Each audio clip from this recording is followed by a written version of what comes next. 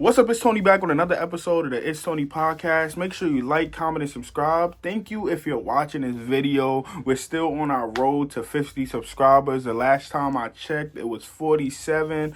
Hopefully by the end of this day and after I upload this video, we get to 50. But regardless, thank you for watching and thank you for coming along the journey. I appreciate everybody that is subscribing, everybody that hit the like button once, watched one video, commented one time. I appreciate you and thank you for being a part of this journey. After we hit 50, we on a road to 100. So thank you for being a part of the journey. I appreciate you and thank you. So today I want to start with music. The first artist I'm talking about this artist and this album release because my little brother. I wasn't even going to listen to this album, to be honest, because I'm not really a fan of this artist. I don't really listen to them a lot. But I hear like they singles or whatever. So, but because my little brother is a fan and is one of his favorite artists, I'm gonna do a review. He told me that he think that this album is an 8 out of 10. And after this review, I'm gonna tell you what I think this album is rated from 1 through 10. So the album and the artist that we're going to be speaking about is Polo G. Polo G just recently put out an album called Hood Poet, and he made like an acronym for the title of his album, and the acronym was he overcame obstacles during pain or emotional trauma. And to be honest, the title is fitting for this album. Throughout this album, he speaks a lot about the pain and trauma that he has been put through throughout his life. And he talks about the pain and trauma that still affects him to this day. I would like to say, based off the title, based off what I heard, you can tell Polo G is going through a lot in his life. And you can tell that Chicago, the streets of Chicago, really affected him as an artist. But what's crazy is that he's not the only artist from Chicago that speaks on that. And I think that after listening to this album, it really made me aware that the things that's going on in Chicago might be really fucking crazy. Like, Chicago might really be hell. Like, I know people call it Chirac and is a lot of killings. And I always thought, yeah, there's a lot of killings. The crime rate is high. And that's true.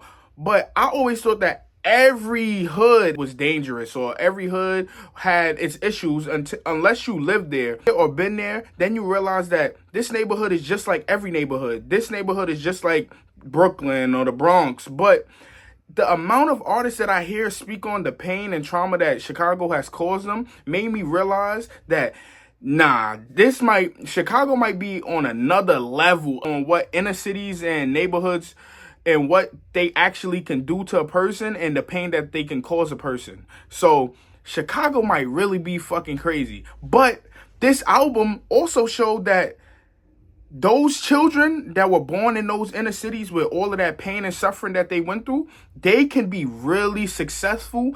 And this album showed the success of not only Polo G, but he featured other Chicago artists like G Herbo and Lil Durk. And G Herbo and Lil Durk, they successful, and Polo G is a successful young artist. So even though Chicago is a hellhole, like all of them speak about, Chicago also has breeded a lot of successful artists. So shout out to them. And I think that this album depicts that although Chicago is a hellhole, it is a breeding place for success. And Polo G is an example of that. Now to delve deeper into the specifics of the song and the album. After listening to this album, I would say that this album is everything that I would want from a younger artist. He does not have a bunch of filler loosies or just club records on this album. Every song on this album is necessary in telling his story. Every song on this album has him talking about real things, has him talking about the real trauma that he has experienced, has him talking about the real pain that he constantly feel. And at a point when listening to this album, I started to feel like, yo, it's repetitive. Like he keeps on pushing the narrative that he is dealing with pain and trauma. And I thought that it was repetitive until I realized that this album may just illustrate how Polo G's brain, his mindset is. Pain and suffering might always be on his mind. In the beginning, the first track, he talks about being God's favorite. But in order to get to the success that he has achieved, he had to break a lot of promises and do a lot of things that he may have not wanted to do. So throughout this album, you get the sentiment and you get the stance that he has taken that, yo, all of this pain and suffering is constantly on my brain. The feeling of losing friends, the feeling of everybody asking me for help, but I'm going through things as well. The feeling of all of that pain and suffering and everybody needing him, leading him to do drugs and try to get his mind off of it, but he can't. And he also speaks on the violence that he has experienced throughout his life, with not only his friends being killed and stuff like that, but his friends and himself doing things to hurt other people as well. I don't know. I just like this album because he's talking about real things. He's not only just talking about the glamours of the world that he's living in. He's talking about the things that he had to do to get to this glamorous lifestyle, and also how, although he got to this glamorous lifestyle, he still has real life things that are eating at him. This album can be summed up to say, yo, just because you left the hood does not mean that the hood is still not in you. The hood is clearly still in Polo G. The things that happen in the hood still affects Polo G. He's not healed yet, and he still has a lot of things that he has to deal with on a daily basis. And he talks about how drugs helped him with that, but he's trying not to overdo it. Like, two things that make this album such a good album to me is the beat selection and the vulnerability. The beat selection, I want to just shout out to him for his beat selection and the music on this album. I know that my stance is usually all of these albums are going to sound good because these artists, they have enough money to get next to the best producers and beat makers. But I want to highlight his beat selection because although the topics on this album are consistently the same, the beats are very different from track to track, and they are all good. I have to give him credit for that. And not only are they good, but he's rapping on these good ass beats, but while rapping on these good ass beats, he's being vulnerable and sharing how he feels. He's not just acting like the fame has made him have a great life. Over these good ass instrumentals, he's saying that I'm going through a lot, and I respect that. That's relatable. This album is very vulnerable and it's very relatable because it shows that just because he's famous and just because he has the lifestyle that he always wanted doesn't mean that he doesn't feel like other people who don't have this lifestyle. And also that he too still goes through the pain and suffering that the people without his luxurious lifestyle still go through. So it was very relatable and it was very vulnerable, and he was able to be relatable and vulnerable over great ass beats. This album did leave me with a few questions though. I wondered, what is Polo G's target audience and what do they want from him? Because although this album puts you in a mindset and puts you in the mind frame of Polo G and all the darkness and the dark thoughts and the pain and suffering and the trauma that Polo G has experienced, I wondered if his target audience would ever get tired of hearing these dark thoughts and the pain and suffering that he has experienced. I wonder if they may want a little bit more change in the mood of the album, because the album, like I said, is a consistent theme and he talks about a consistent topic throughout the album, but he really switches from that theme and that tone.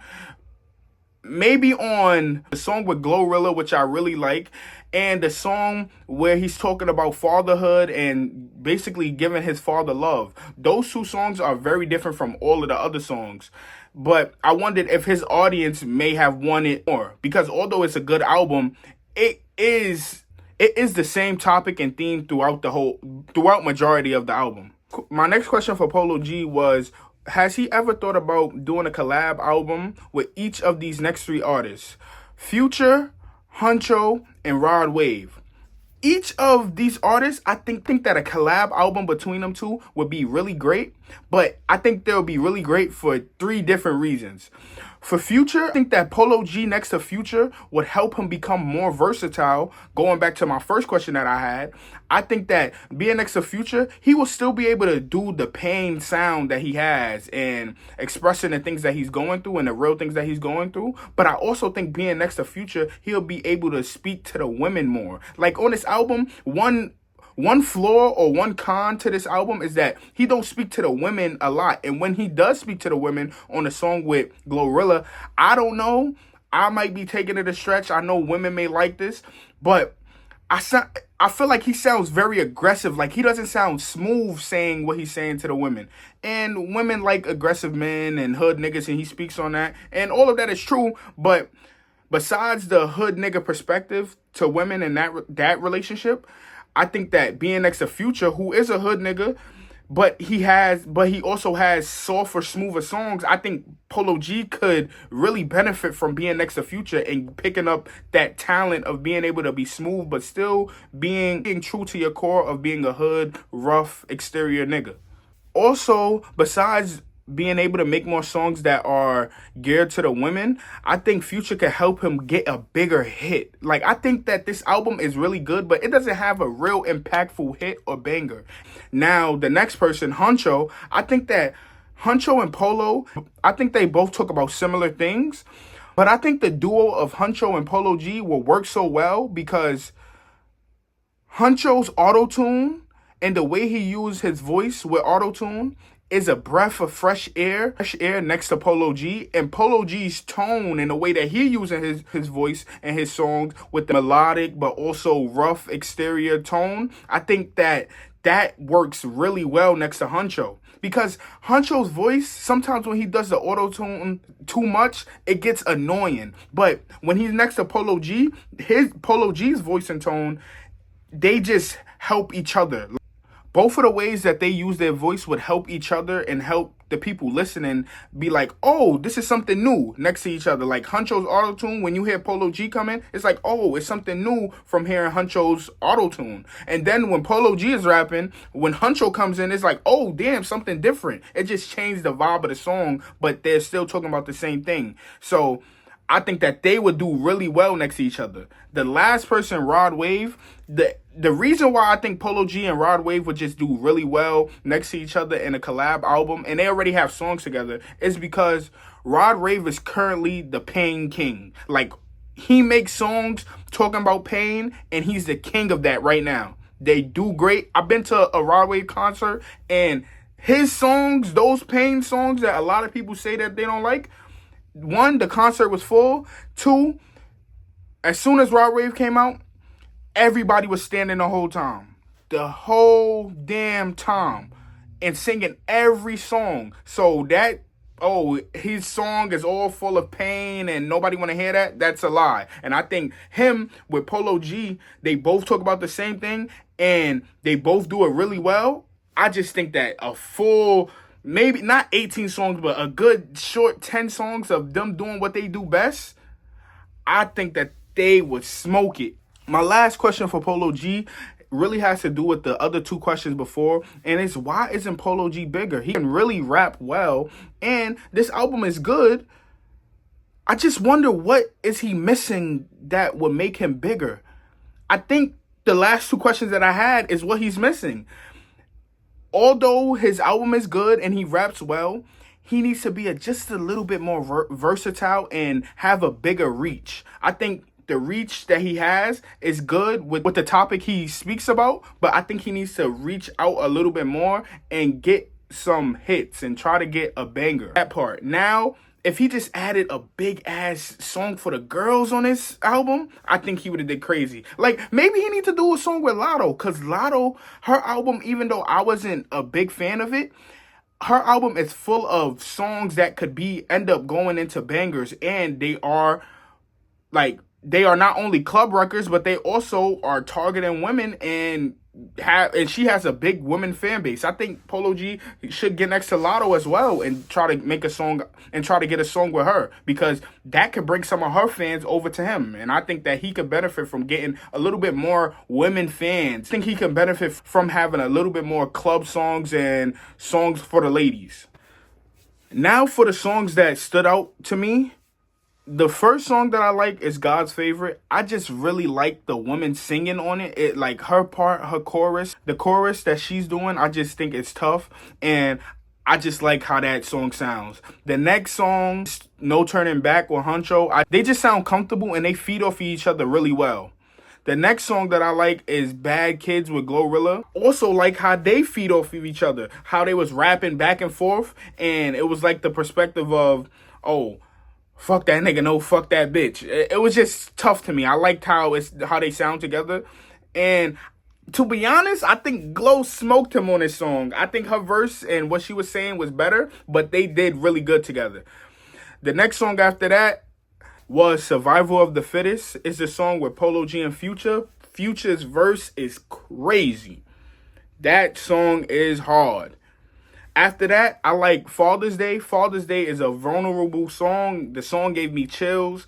It's just a real song of him giving his flowers to his father, and basically showing his love for his father and being thankful for what his father has did in his life. And he also speaks about how he wants to be a good father to his son. So I just fucked with that. I thought that was a real song and it was fire.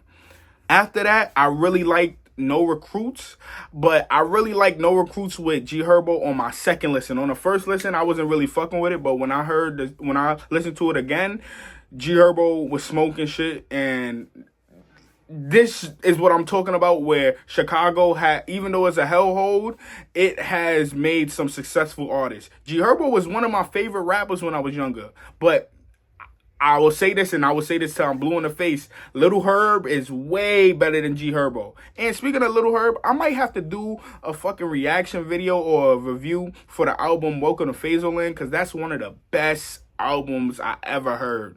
For real. That's up there for me. Little Herb went crazy on that. The last two songs are Barely Holding On and Same Me.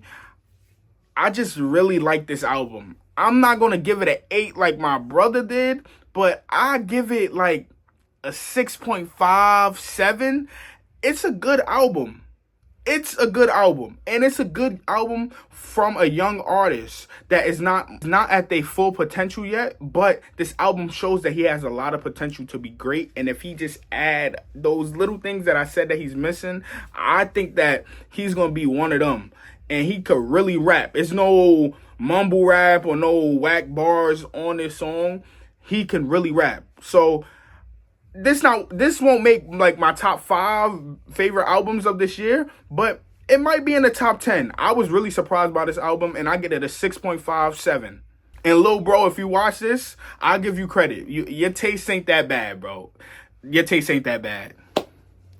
Staying on music, Drake dropped the 3-pack, and I'm going to start with the good, because I don't want this to be like a Drake hate page or a Drake hate channel, because I don't hate Drake. And although Kendrick is my favorite rapper in the world, and the best rapper in the world to me, because I love Kendrick doesn't mean I hate Drake. I'm not one of those fans.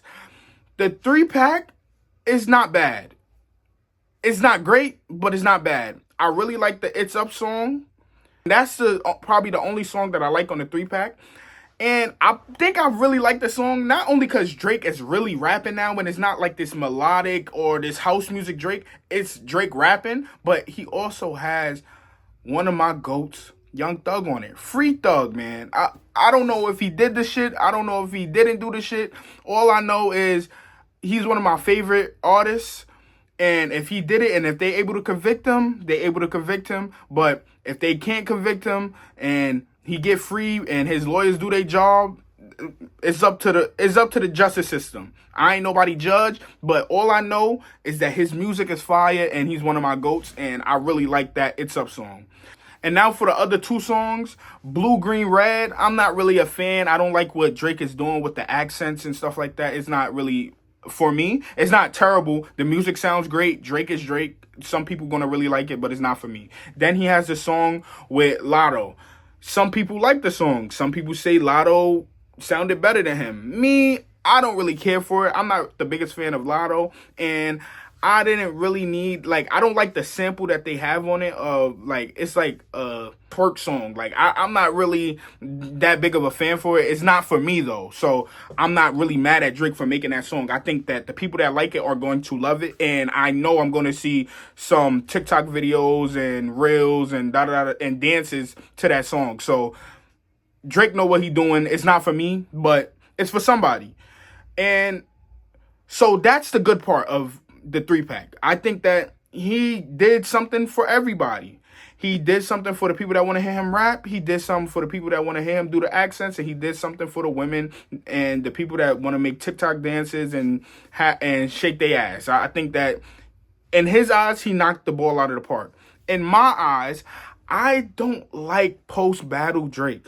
I think that post-battle Drake stinks. I think that he's doing too much. There was a post on Twitter that said maybe it may be time for Drake to just take a break and make us miss him.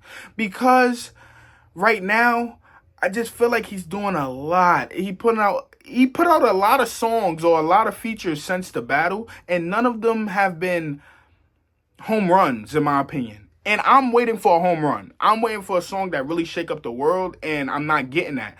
I'm not saying that I don't think that he can give us that. I'm just saying that he's giving us too many misses before he gets to the home run. I want to hear a home run. I think that Drake can give us a home run. I just don't know why he's not. I think I share the same sentiment that Elliot feels. These aren't bad records, but it's not a free pack of ass. But it's not; those aren't the level of the pivot post Scorpion of how to get your shit back, nigga. I don't understand what he's doing. Just don't, like Elliot was saying, I just don't understand what he's doing. I think that the 100 gigs of content, I think that was cool. I wasn't the biggest fan and I wasn't going to watch all of it, but the people that did, they loved it and they made clips and they found gold in it. But when it comes to the music side, I just don't know what Drake is doing. And if he's not going to go away, I don't know what is his plan if he's not going to give us a home run track that everybody likes. I just want to know what's next with Drake. Is it time for him to just put out another album and not just give us Lucy's? Is it time for him to go away? I don't know. What do y'all think? Do y'all think that Drake is doing too much? Or do you guys like the songs? Are y'all fan of what Drake is doing? Did y'all like the content that he put out with the 100 gigs link? I just don't know. In my opinion, I think I'm more indifferent right now. I think I want to see Drake do a hit, and he's not giving me that. But I'll take the It's Up. It satisfies me as a fan of Drake. But what I really want from Drake is a home run hit. That's what I want. I want him to make a God's Plan, a Hotline Bling, a Controller. Just make a big song. And the thing about him being so confusing and doing what he's doing right now is he's making it look like he can't make that big song. Because to me, I don't really see any of the songs that he's putting out really doing anything great or doing Drake numbers. And meanwhile, while he's doing that, we keep on getting news that Not Like Us is breaking this record, or Not Like Us is the biggest diss record ever to be streamed. Like, while he's doing all of this, like, I feel like he's searching around and trying to just make up moves. Kendrick is just sitting down quiet and having a song of the summer. What makes it worse is that Drake came out saying summer vibes are coming. And to me, I wasn't a fan of the Gordo record, so that wasn't summer vibes to me. So I feel like he didn't live up to what he said. And I think with the summer ending soon, it's like all I can remember is Drake losing. And after that, him just doing a lot of scrambling for an answer or scrambling to shut the naysayers up. And to me, he's not shutting them up.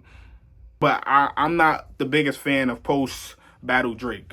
Now, we finally off of music. I want to talk about some of the new releases, movie releases that are coming. So I seen a Toy Story movie release supposed to be coming where they supposed to be going against iPad kids.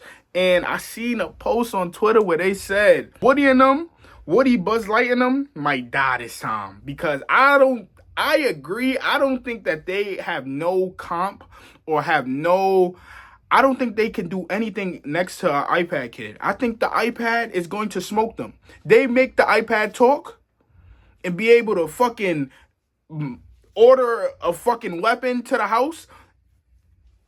The Toy Story toys are going to die this time. I think they have a big ass battle coming up. I know that we just seen USA kick France, the women's side and the men's side of basketball, but this might be the real battle that we need to tune in for. iPad kids and the iPad versus the Toy Story toys. I don't even see kids play with toys anymore. Every kid has an iPad. Like, I feel like we don't even like, I don't even feel like parents buy iPads. I feel like the kids come out of the stomach with an iPad in their hand. Like, damn, I've been in here for a while watching Netflix. Like, damn, watching Coco Melon. Like, the iPad kids are going to win this battle, and it might be the last time we see Toy Stories, and it might be time for a night for them toys. Maybe sell them, maybe turn them into scraps, but I don't think they beating the iPads.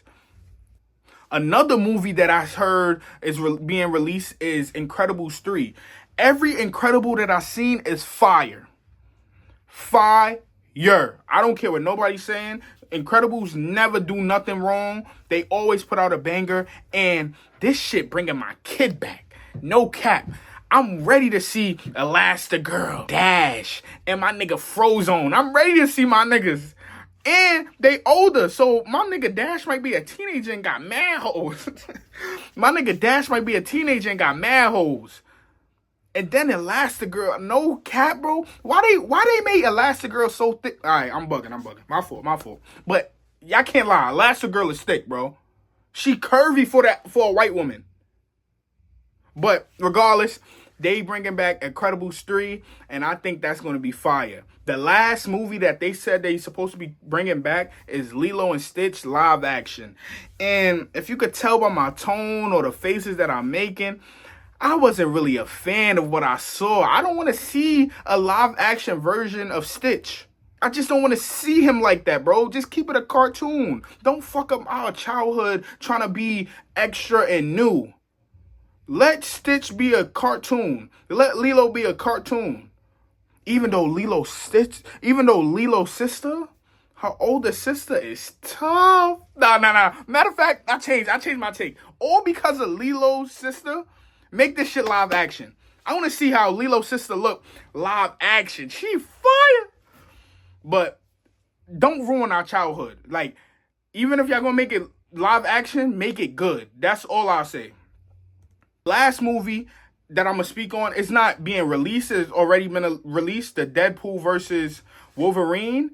And the news is that it hit $1 billion. So shout out to them for that. I watched it. I think it was good. It was funny. All the Deadpools are funny. And to be honest, all the Deadpools are fire. Crazy thing is that I didn't think Deadpool, the movies were going to be this good, and they are. I like the theme of them. They all are just like funny and witty. And I think Ryan Reynolds does a great job as Deadpool. Did you guys watch it? If you watched it, did you like it? Was it entertaining to you? Also, what is the last good movie that you watched? Because I've been to the movies a lot recently, and besides Deadpool, I've seen a lot of duds. I've seen The Bike Riders with Tom Hardy, and that was mid. I fell asleep in it and I woke up. It was just a bad watch. Then I also seen The Quiet Place with Lupita, where Lupita almost killed everybody in the movie theater because she couldn't shut up and she couldn't stop her cat from meowing. That movie was whack too. I fell asleep and then I woke back up and the movie was almost done. So recently I've been seeing a lot of mid movies, bro. The other movie that I seen was Inside Out 2. It was cool. Anxiety was doing a lot. And Anxiety being one of the main characters is just a depiction of what's going on in real life. Anxiety fucking up everybody's life.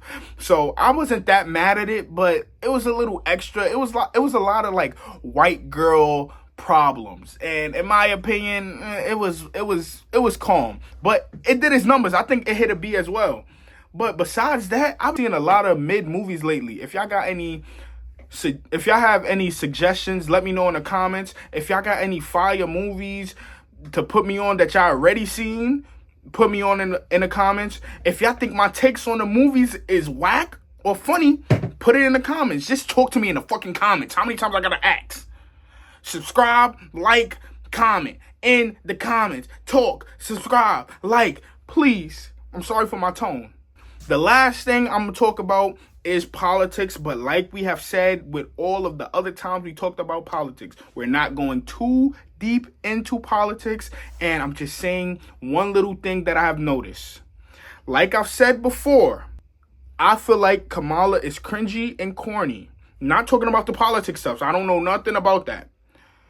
I think Kamala's actions outside of the politics stuff, with the marketing and with the attention-seeking part, have been corny and cringy and also reactionary. I said that the Democratic Party has been very reactionary and could be seen as copying the Republican Party by when Donald Trump brought out Amber Rose and Hulk Hogan, then Kamala bringing out Meg Thee Stallion and Quavo, and then Donald Trump going on Aiden Ross stream, and then the rumors of Kamala's people calling Kai to get her on Kai stream.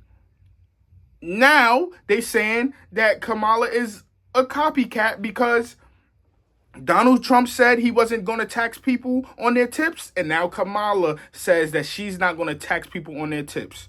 I just think that the Democratic Party is just doing a bad job with Kamala. Like, she has no advisors. I feel like they want to paint her out as a bozo, and I hate it because she's a black woman. I do hate it because she's a black woman. I don't care about if you say you should hate it regardless if she's a black woman or not. I don't care about that. I'm pro-black woman, even if they corny or cringy. I think that the Democratic Party is setting up Kamala for failure. Like, why are y'all just feeding the other side? Why are y'all just feeding the other side narratives to have about y'all nomination? Like, why are y'all doing that?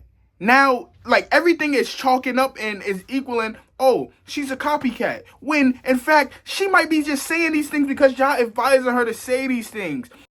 For those hotel workers and people that get tips, you're going to be very happy.